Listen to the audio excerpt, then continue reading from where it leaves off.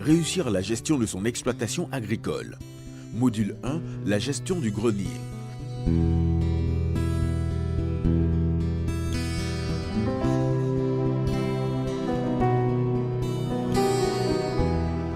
Nous connaissons tous des paysans qui récoltent beaucoup de céréales, mais qui souffrent quand même de la farine et de longues périodes de soudure, à certains moments de l'année. C'est parce qu'ils ont du mal à bien gérer leur récolte. À travers cette vidéo, nous allons apprendre comment assurer la nourriture de sa famille sans problème tout au long de l'année. Alors, c'est quoi la gestion du grenier? Nous, tous convenons avec moi que nos producteurs, en campagne, pendant les récoltes, en tout cas les greniers sont bien pleins, mais vers le mois d'août, les greniers sont vides. Donc, en ce moment, comment faire? Donc, c'est un problème qui est là, donc il faut les apprendre à gérer ce qu'on appelle effectivement la gestion du grenier. C'est comment ils vont faire pour que ce qu'ils récoltent là, qu'ils puissent s'alimenter jusqu'à la prochaine campagne.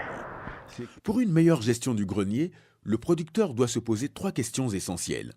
Première question, de quelle quantité de nourriture ai-je besoin pour répondre aux besoins de ma famille sur toute l'année? Question 2, de quelle quantité de nourriture je dispose dans mon grenier? Question 3, ce dont je dispose suffira-t-il pour toute l'année? Sinon, quelle solution puis-je envisager pour faire face à la situation? Pour répondre à la première question, à savoir comment évaluer ses besoins en nourriture, voici ce que le producteur doit savoir. Il doit savoir ses besoins alimentaires en nourriture. Donc, ses besoins. En nourriture, c'est combien de sacs que je mange par mois, que je mange dans l'année. Moi, je peux prendre un exemple d'un producteur qui a 5 enfants. En plus, lui, en tout 7, la famille 7 personnes.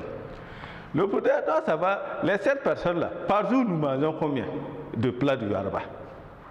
Si par jour, il arrive à dire, si par jour c'est 2 yarba que je mange, dans la semaine, c'est 14 yarba. Dans le mois, c'est combien de yarba? Si dans le mois, nous évaluons et c'est 2 sacs que le producteur mange dans le mois, on peut multiplier ça, évaluer ça dans l'année. Donc, il faut, exemple, 12 sacs de 100 kilos dans le mois et dans l'année. Le producteur sait qu'en tout cas, si j'ai 12 sacs de 100 kilos, ça me va. Pour l'alimentation, ok. En dehors de l'alimentation quotidienne, il y a aussi les cérémonies festives, les funérailles, les fêtes, etc., où le paysan utilise ses productions. Donc, il faut aussi en tenir compte dans le calcul, ne rien négliger. Le producteur, pour répondre aux besoins de sa famille, peut résumer ses besoins avec ce tableau. Pour le repas de famille, des manœuvres, des dons et des travaux collectifs, il évalue la quantité de mil, sorgho, arachide, etc. Deuxième élément essentiel que le producteur doit également savoir pour une meilleure gestion, c'est savoir évaluer le contenu de son grenier. Pour connaître le contenu de son grenier, le producteur doit répondre aux questions suivantes. A. Quels sont les stocks qui me restent de l'année passée? B. Quelles sont les quantités que j'ai récoltées cette année? C. Est-ce que j'ai acheté des sacs depuis la récolte? Ou est-ce que quelqu'un m'a remboursé des sacs? Le producteur doit savoir une première fois ce que j'ai dans mon grenier. Il doit savoir ça. Ce que j'ai dans mon grenier, c'est le stock de l'année passée et puis le stock de cette année. Exemple, s'il y a un stock restant, il doit savoir c'est combien de quantité de sacs qui restent. Et ce que j'ai récolté cette année-là, c'est combien de sacs qui restent. Donc, il doit savoir le nombre total, la quantité totale de ce qu'il a comme stock dans son grenier. Le producteur peut donc se servir de ce tableau pour faire son évaluation. Stock de l'an passé de mil, arachide, de sorgho, etc. Récolte de mil, arachide, de sorgho et évaluer également la quantité de nourriture achetée ou vendue. Après avoir évalué le contenu de son grenier, le producteur peut passer à la dernière étape qui est de savoir si ses réserves vont être suffisantes pour nourrir sa famille jusqu'à la prochaine récolte.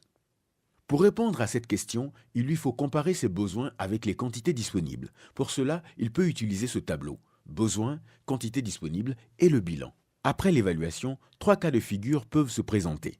A. Les réserves sont supérieures aux besoins. À court terme, le producteur doit Bien gérer les récoltes, surplus, éviter les gaspillages, bien les conserver, prévoir des quantités et des périodes de vente et garder suffisamment car les imprévus ne manquent jamais. Et enfin, utiliser une partie de ces récoltes, de ces ventes dans l'amélioration de sa production. À moyen et long terme, le producteur doit diversification des activités rentables, investir dans l'équipement agricole, charrues, motopompes ou en ressources humaines, scolarisation ou bâtiments, moyens de déplacement. B. Les réserves sont presque égales aux besoins. Dans ce cas, il est important d'éviter tout gaspillage et même d'essayer de voir comment augmenter sa marge de sécurité, peut-être en achetant un sac quand les prix sont encore moins chers. Surtout, ne pas vendre ses céréales. Acheter les céréales pour augmenter la marge de sécurité, bien gérer les réserves, éviter les gaspillages.